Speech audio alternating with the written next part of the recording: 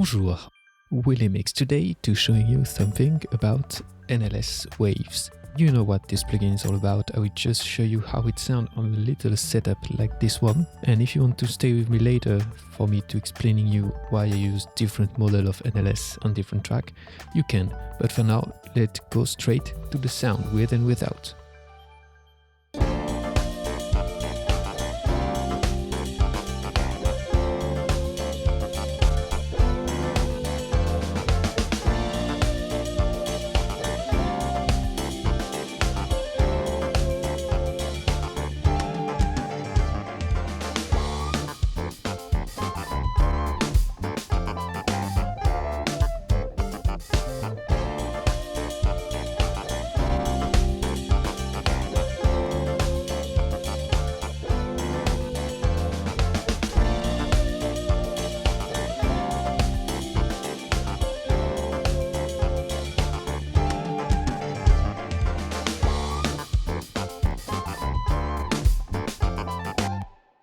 Okay, so you get the point. It's not especially louder compared to the unprocessed track. It's saturation, so it brings more RMS volume, so loudness feeling, and it brings also more harmonics, so make it also seems louder. So now let's dive into the instrument. So for the clavinet here, I shoot this one because I like the coloration of this one. It's more transparent of all of them, more high-end oriented than the spike and the mic, and it sounds like this.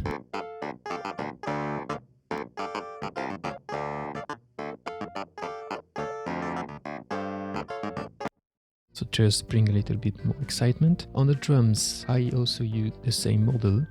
I quite like it on drums. On those kind of drums, more precise. Otherwise, normally I use the mic if I want something more vintage. But here, it's worked great. Let's listen.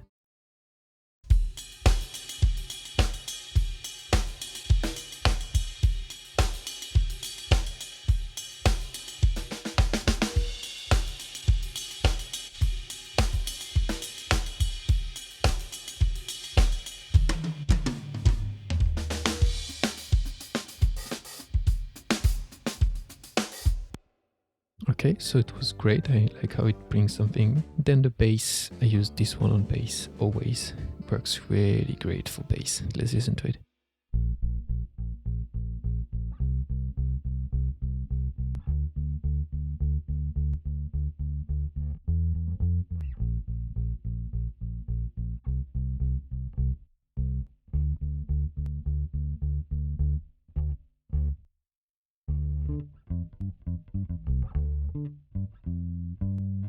Okay, it worked really great on bass. I will push it a bit for you to show you how it sounds.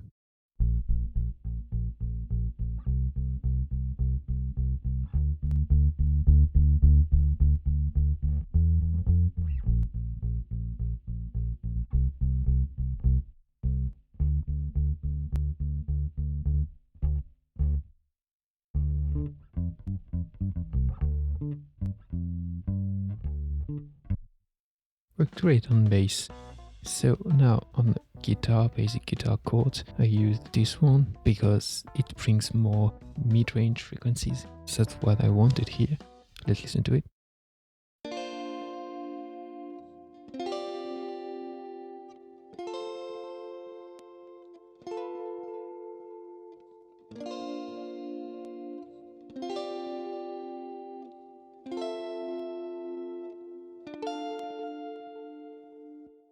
So it seems to tighten a bit more the low end, make it a little more mid-rangey, so a feeling of having less low end in the end because you got more mid-range. And on funk guitars, usually use the Nevo, but I quite like what the mic does here because it seems to tame a bit the high end of the guitar that I didn't like.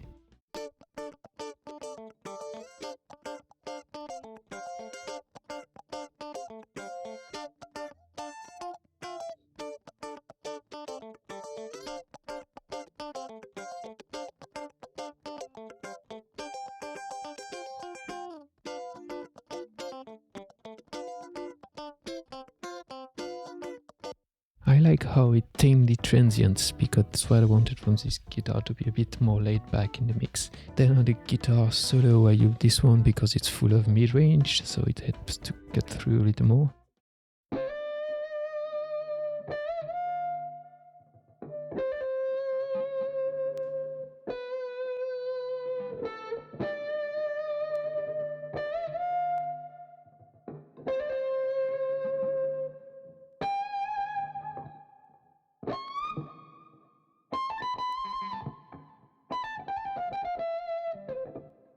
So it's hard to hear it here, but it brings more mid-range to the guitar, make it sound a little bit more nasally and getting more through the mix. Then on this Rhodes, I got this one because I like the vintage color it brings to the Rhodes track.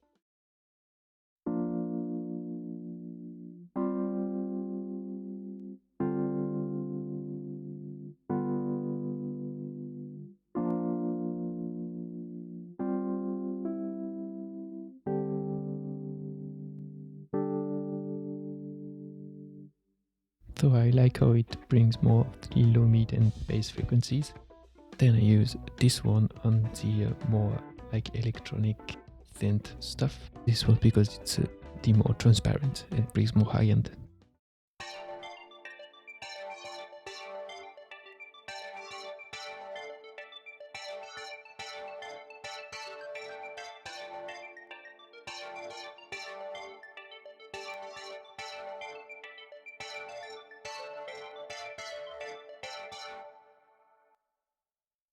And finally, for the Mixbus, I used 2 NLS channels.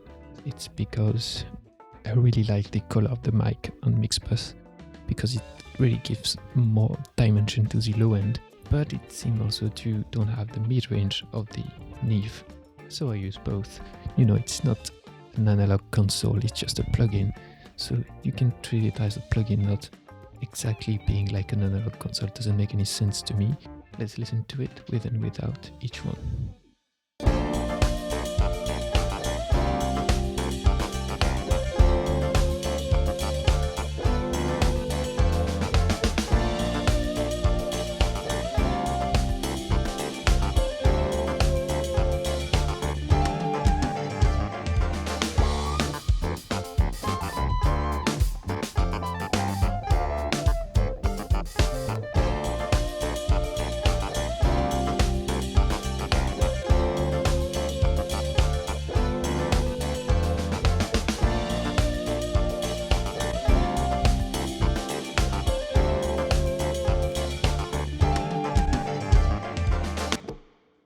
Okay, so it brings more mid-range on this one and more low-end on this one. I would probably need to compensate a bit for the high-end loss of the mic with like a EQ or something to bring it back after, and just having the good coloration of it, or boosting the high-end into this plugin, perhaps to have a bit more of a vintage roll-off. Anyway, I do like what NLS brings to the track, but the only thing I don't really like about this plugin is how it tends to kill the transient a bit. Let's listen to it one more time and focus on the transient of the snare.